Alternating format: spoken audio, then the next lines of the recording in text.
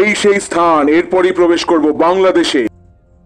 ব্যাস, এখন আমরা বাংলাদেশে। এই সেই বিখ্যাত মোরগ পোলাও। বাংলাদেশের জন্যই আমার দাদাং ভাই দিয়া, আমার আরো সব দিদারা, তাদের শেষ পদক্ষেপ পড়েছিল এই স্টেশনে, তারপরই চলে এসেছিল ভারতে।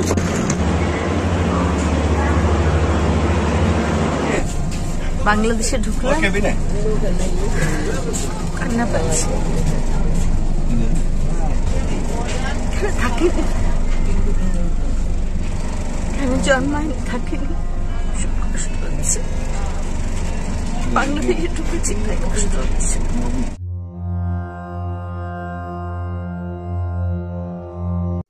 এবারে আমরা বেরোচ্ছি, গাড়ি এবারে বুক করব, ক্যাব চলে আসবে, তারপর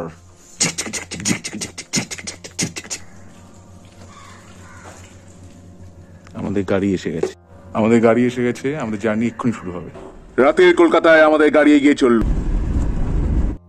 এখন বাজে 4:17, ভোরবেলা 5ই ফেব্রুয়ারি। আমরা এখন যাচ্ছি কলকাতা স্টেশন, মানে চিতপুর স্টেশনের দিকে।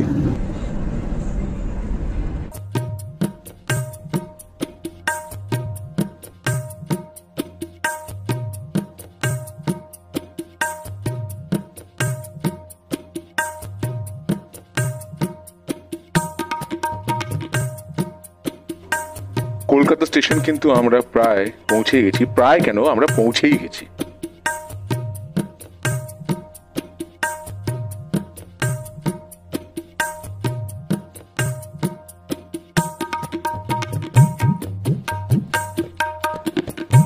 আন্তরাষ্ট্রীয়তে যাবেন তো?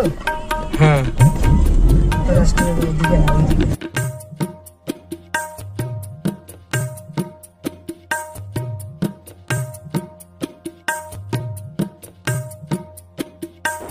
আমরা পৌঁছে গেছি, কিন্তু ওই যে লাইন দেখা যাচ্ছে কিন্তু।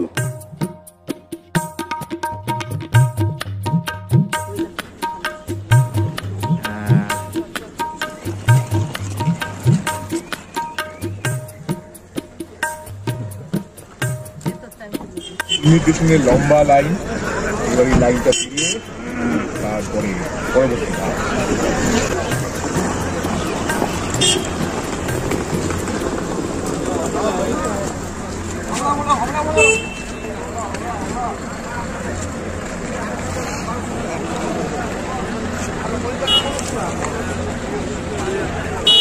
বললে বিশ্বাস করবেন না, ঢাকুরিয়া থেকে এখানে আসতে সময় লাগলো মাত্র 15 মিনিট, সকালবেলা ভোর।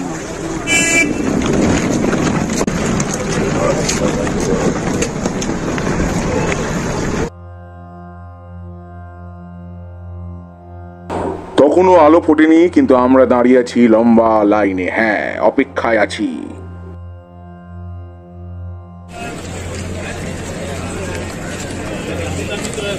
ইমিগ্রেশনে সব কিছু প্রসিডিওর কমপ্লিট করে আমরা চলে এসেছি। হ্যাঁ, স্টেশনে দাঁড়িয়ে আছি। এই যে আমাদের ট্রেন। এবার তারা, যারা অফিসাররা ছিলেন, তারা জিজ্ঞাসাবাদ করেন কী কারণে যাচ্ছি ইত্যাদি ইত্যাদি। সেইগুলি যদি আপনি সঠিকভাবে বলতে পারেন তাহলে কোনো সমস্যা হবে না। সব সময় সঠিক কথা বলবেন, এইটা খালি মাথায় রাখবেন। আমাদের কোচ নাম্বার হচ্ছে B1। এই আমরা এখন এলাম স্টেশনে, এবার B1-এ যাচ্ছি আমরা। এই তো এসে পৌঁছলাম চিতপুর স্টেশন। বাই ট্রেন যাবো দেখতে দেখতে। বাংলাদেশ আমাদের বাবা সকলের দেশ ছিল, মায়ের দেশ, বাবার দেশ। একটু দেখতে যাব, দেখি কি হয়। কত মুখে চলছে।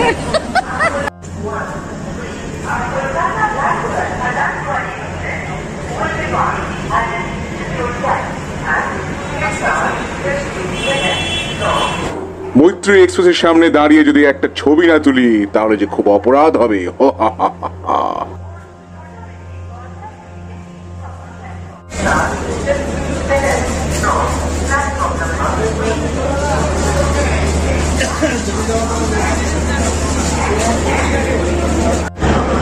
চলুন আপনাদের এখানে ইঞ্জিনটা দেখে আনি।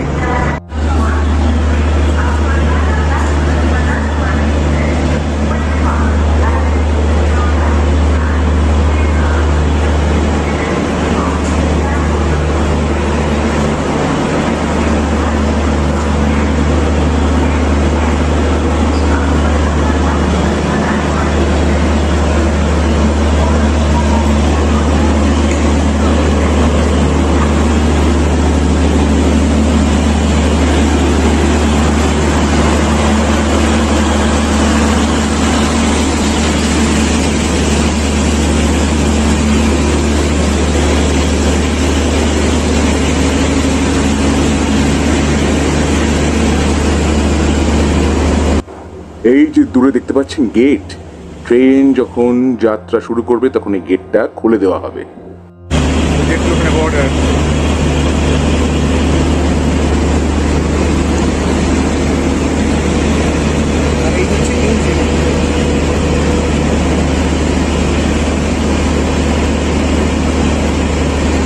এক সময় সব এক ছিল, র্যাডক্লিফ লাইনের জন্য আজ একই ভাষা একই কালচারের মানুষজন ভাগ হয়ে গেছে। ট্রেনে আমরা উঠে পড়েছি।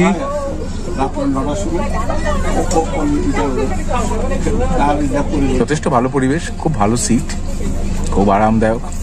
আমি তো একটু পরে মনে হয় ঘুমিয়েই পড়বো, তবে যতক্ষণ জেগে থাকবো সব ভিডিও রেকর্ড করবো এবং আপনাদের সঙ্গে তা শেয়ার করবো।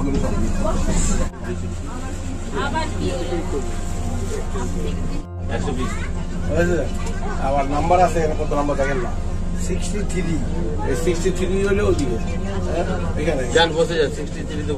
এইটা কিনেছি। এবার ট্রেনের মধ্যে কিন্তু নানা রকম কাণ্ড কারখানা হচ্ছে। একজন বলছে আমার হলদে ব্যাগ কোথায় গেল, হলদে ব্যাগ কোথায় গেল, এই দেবো ব্যাগটা কোথায় রেখেছিস?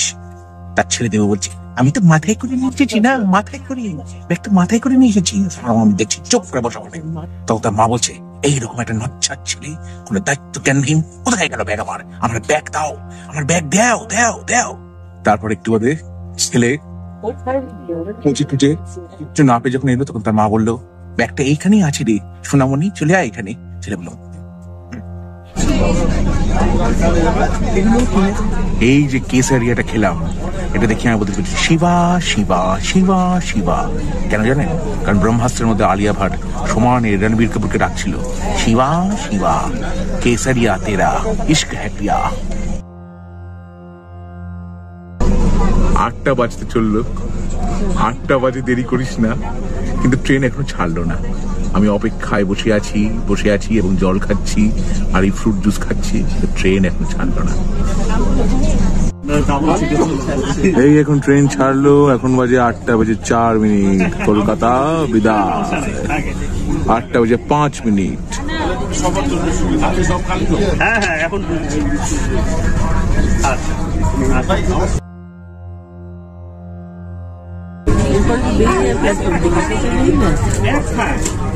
পুরো আকাশটা দেখা যাবে।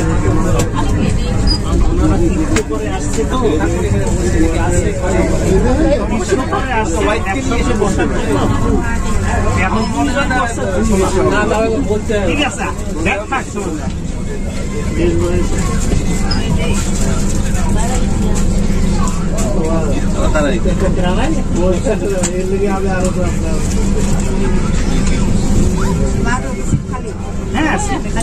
এই ট্রেনও ভাই ফাউল ট্রেন হয়ে গেছে। সেটাই, এটা তো লোকাল মুক্ত হয়ে গেছে।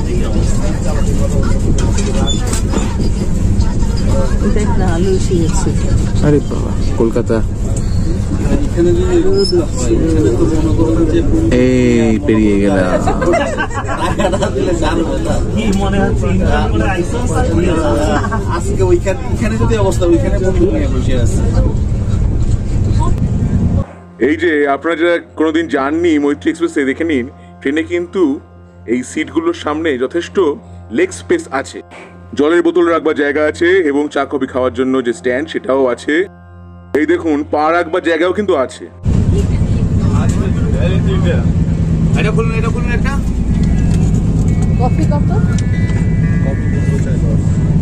30 টাকা। তাহলে একটু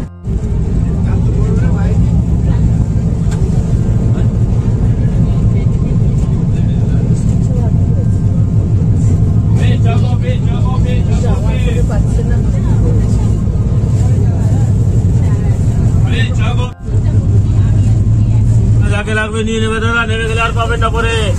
কুরকুরে এই যে 180 179 কি দেবো? কুরকুরে কত? 20 এবার একটু কফির অর্ডার দিলাম, কিন্তু আমি অপেক্ষা করছি মোরগ পোলাও এর। গরমা কালিয়া পোলাও, জলদি লাও জলদি লাও জলদি লাও জলদি লাও।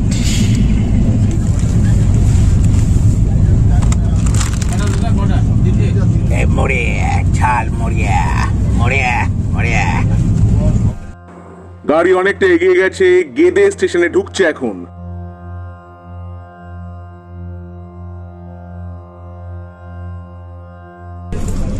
গেদেটা বোধহয় আমাদের, তারপরে গেদে স্টেশনে গার্ডের চেঞ্জ হবে।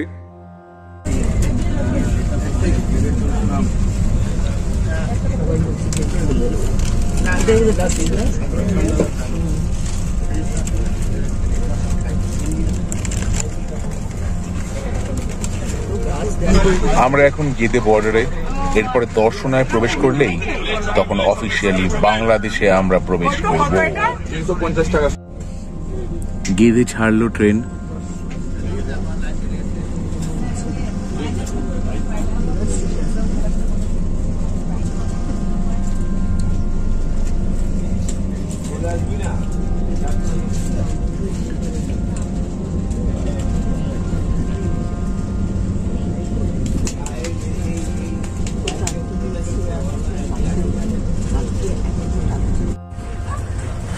এটা কি বাংলাদেশ বর্ডার? এইটা এখন বাংলাদেশ, এইটা বাংলাদেশ, এই যে ঢুকতেছে বাংলাদেশ। ও ঢুকছে। উল্টো দিকে রয়ে জানলার ধার খালি থাকায় আমি সেখানেই চলে গেলাম।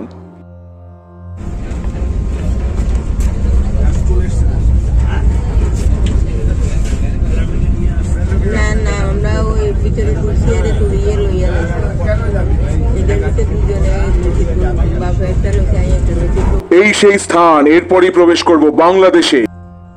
ব্যাস, এখন আমরা বাংলাদেশে। এলাইছি দড়ি ঢুকে তো বাবা একটা নিচে দড়ি আই একটা নিচে একবার হ্যাঁ, হ্যাঁ ওয়েলকাম টু বাংলাদেশ, ওই তো ব্যাগ দড়ি ঢুকে এলাইছি। Welcome to Bangladesh.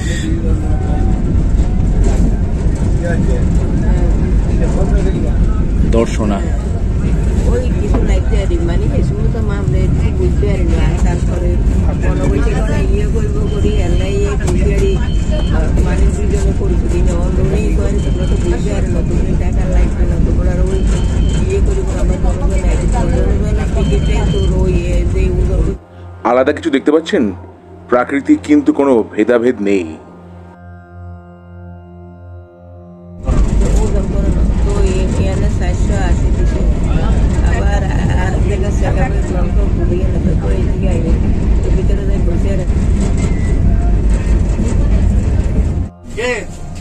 বাংলাদেশে ঢুকলাম, কান্না পাচ্ছি। থাকিনি, আমি জন্মাইনি, থাকিনি, কষ্ট হচ্ছে। বাংলাদেশে ঢুকেছি, তাই কষ্ট হচ্ছে। একটা শুনেছি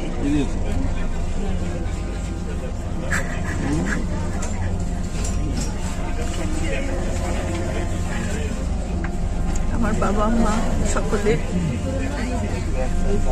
সবার আমাদের মা বাড়ি সবাই সবার কাছে গল্প শোনা, বাবা পিসিরা সবার কাছে গল্প শোনা, খুব কষ্ট হচ্ছে। আজ এটা একটা আলাদা আলাদা রাষ্ট্র, বাবা প্রাণের সঙ্গে কষ্ট নিয়ে বাবারা ছেড়ে চলে এসেছে, সেখানে যাচ্ছি। প্রথম দেখছি, ট্রেনে উঠেছি, ঈশ্বরদী স্টেশন দেখবো। ঈশ্বরদী থেকে আমরা পালিয়ে চলে এসেছি, তারা ঈশ্বরদী স্টেশন সে ট্রেনে উঠে দর্শনা স্টেশন দেখতে পাচ্ছেন, এখান থেকে কিন্তু সেই বিখ্যাত মোরগ পোলাও উঠছে। এইবার উঠছে এখান থেকে, দেখতে পাচ্ছেন শেরিফ কেটারারের।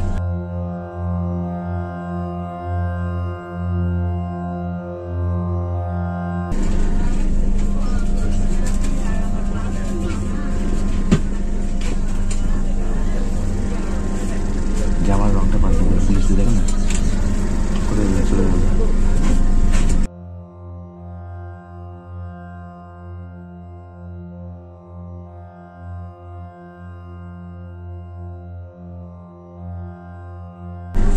এই যে এখন পরের পর সব খাওয়ার দাওয়ার উঠছে এখন, দেখেছেন? এই যে এদেরকে দেখে তোমার কোন অ্যাঙ্গেলে মনে হচ্ছে যে আমরা একটা অন্য দেশে আছি?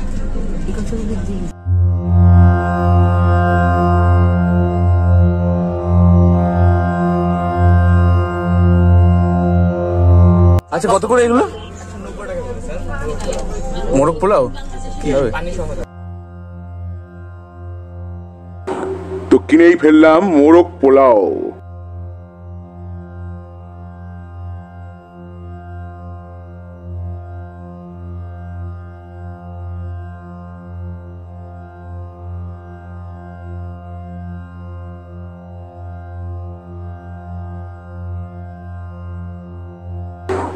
এই সেই বিখ্যাত মোরগ পোলাও।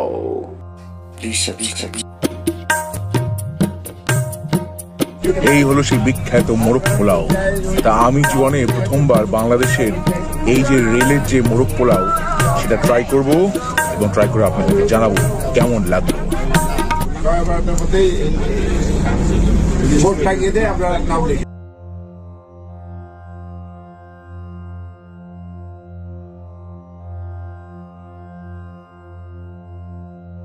আমার মোরগ পোলাও চাখা কিন্তু চলতেই থাকলো।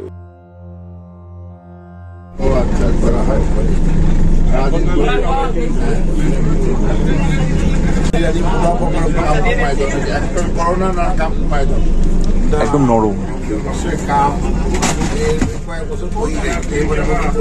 হ্যাঁ, 20 টাকা দিয়ে দেবো। 570 টাকা। এবার যে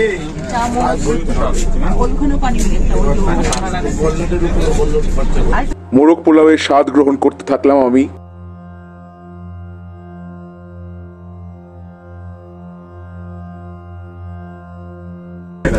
আচ্ছা দিব আপনি খারাপ না খেতে, ভালো। লঙ্কা দিয়েছিলাম, লাইট, খুব লাইট টেস্ট, রিচ একেবারেই নয়। ট্রেনে খেতে গেলে প্রবলেম। এই দেখুন ভাত পা ছিটকে পড়ছে। ট্রেনে একটু ড্রাই খাবার, স্ন্যাক্স খাওয়ারই বেশি চলে। ও আচ্ছা,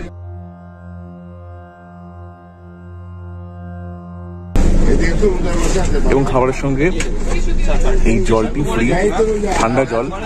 এটি বাংলাদেশে তৈরি জল। জল বলুন, পানি বলুন, ওয়াটার বলুন, সবই তো এক।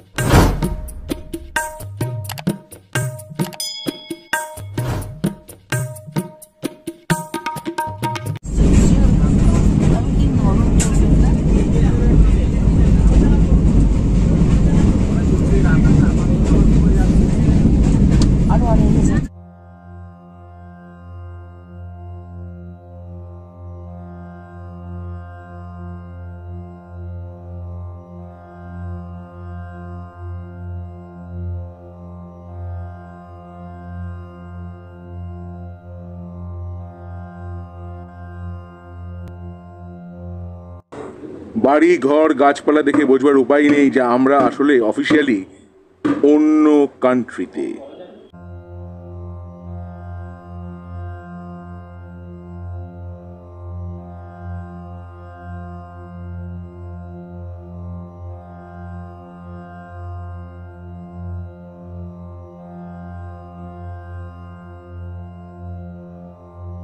স্টেশনের পর স্টেশন পার হয়ে চলল, রেলগাড়ি এগিয়ে চলল।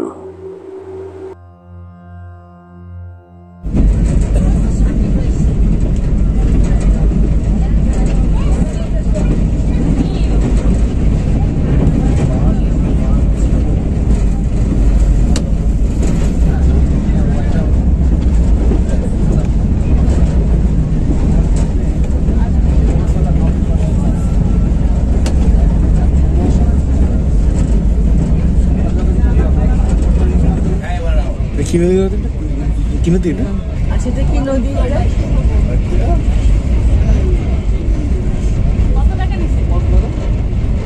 পদ্মা।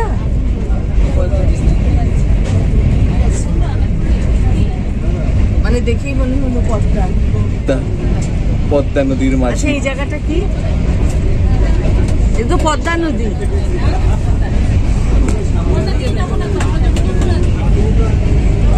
তাহলে এটা এই জায়গাটা কি? হ্যাঁ আমি তো ঈশ্বরদীটাই কোথায়? পাবনা না, এটা পাবনা। ঈশ্বরদী তো পাবনা। পাবনা, শুধু পাবনা ঢুকতে যাবে।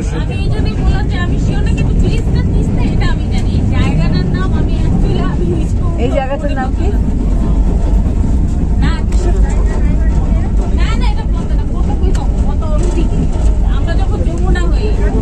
এটা তাহলে কি তিস্তা নদী? পাকশি স্টেশন, পাকশি। দক্ষিণে না, উত্তরে। উত্তরে তো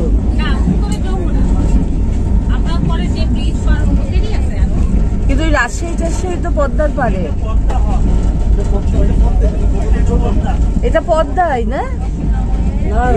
হ্যাঁ পাবনা টাবনা দিয়ে গেছে, আমরা শুনেছি বাবার কাছে। ব্রিজটা না হোক কিন্তু মানে নদীটা দেখে মনে হলো পদ্মা।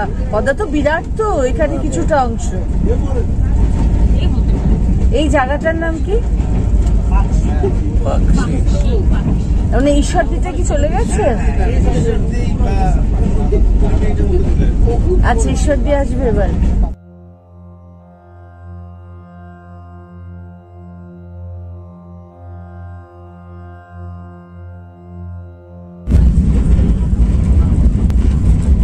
বাংলাদেশের ট্রেনে নেসক্যাফে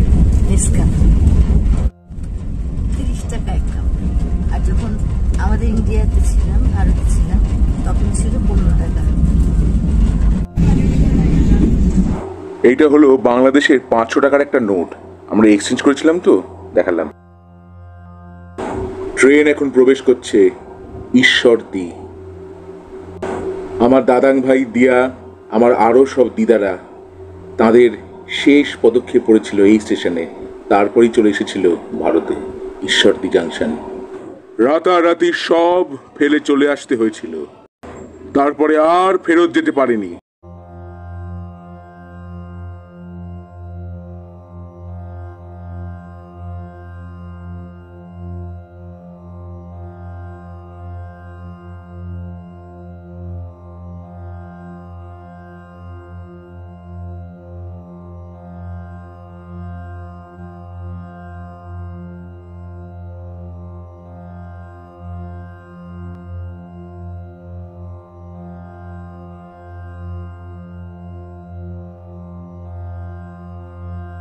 বাইরে থেকে হাত নাড়ছে, দেখুন।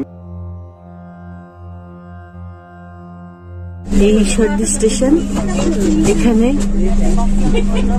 এখানে আমার বাবা মা, বাবার পরিবারকে নিয়ে, মাকে নিয়ে, পিসিদের নিয়ে, সবাইকে নিয়ে শেষবারের মতন বাড়ি ঘর ফেলে রাজশাহী থেকে চলে গেছে।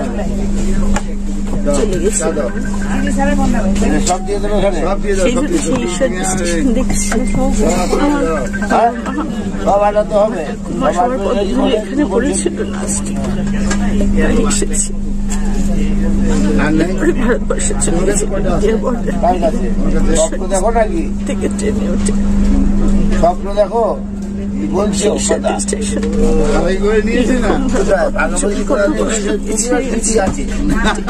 আমাদের পরিবারের ওখানে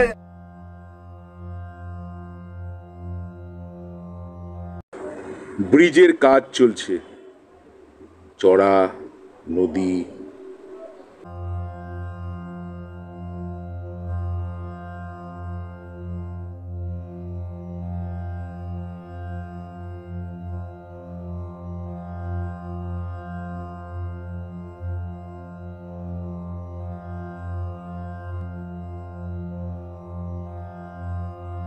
ট্রেন চলতে লাগলো। এরই মাঝে আমরা অর্ডার করলাম ফ্রাইড চিকেন সাথে পাউরুটি। এটার দাম হচ্ছে বাংলাদেশি মুদ্রায় 160 টাকা।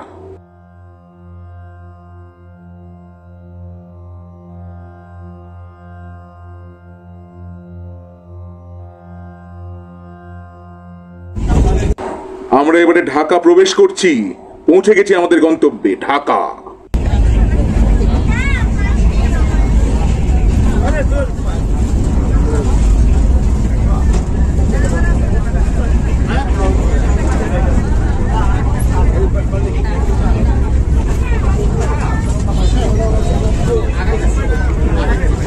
ঢাকা ক্যান্টনমেন্ট স্টেশনে নেমে আমরা এখন ইমিগ্রেশনের লাইনে দাঁড়িয়ে পড়েছি।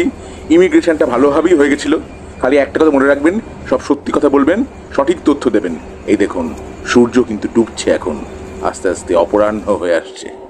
আমরা স্টেশনের বাইরে এসে এবারে একটি গাড়ি বুক করব আমাদের গন্তব্যে যাওয়ার জন্য। এই সেই গাড়ি, হ্যাঁ এই গাড়ি করেই আমরা গিয়েছিলাম, টয়োটা কোম্পানির একটি গাড়ি।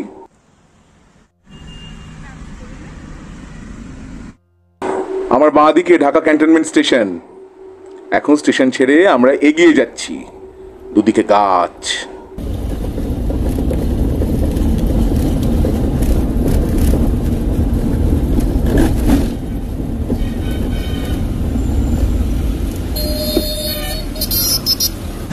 ঢাকা ক্যান্টনমেন্ট থেকে আমরা একটা ক্যাব বুক করেছি, তা আমরা এবার যাচ্ছি আমাদের গন্তব্যের দিকে। সন্ধ্যার সময়ের ঢাকা।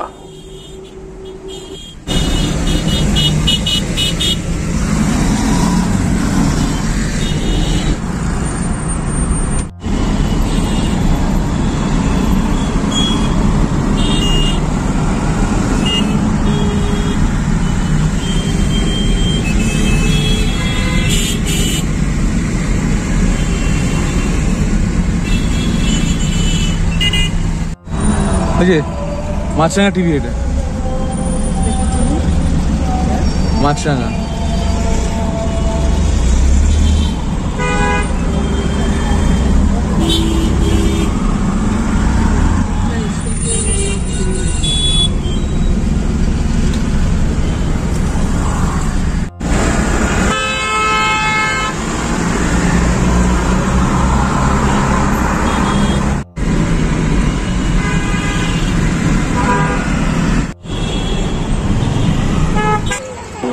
আর ইনি হলেন আমাদের গাড়ির চালক।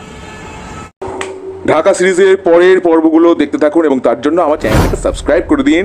পরের পর্বে ফিরে আসবো নতুন কোনো চমক নিয়ে, নতুন কোনো ধামাকা নিয়ে। আজকের পর্ব কেমন লাগলো? ভালো লেগে থাকলে যেটা আগেই বললাম, লাইক করুন, শেয়ার করুন, সাবস্ক্রাইব করুন এবং আমার ফেসবুক পেজ জুডোস ধামাকা, সেটাকেও লাইক করুন, ফলো করুন এবং কমেন্ট করুন। আপনাদের কমেন্টের আশাতেও কিন্তু আমি আছি। জুডোস ধামাকা, লেটস ডু দ্য ধামাকা।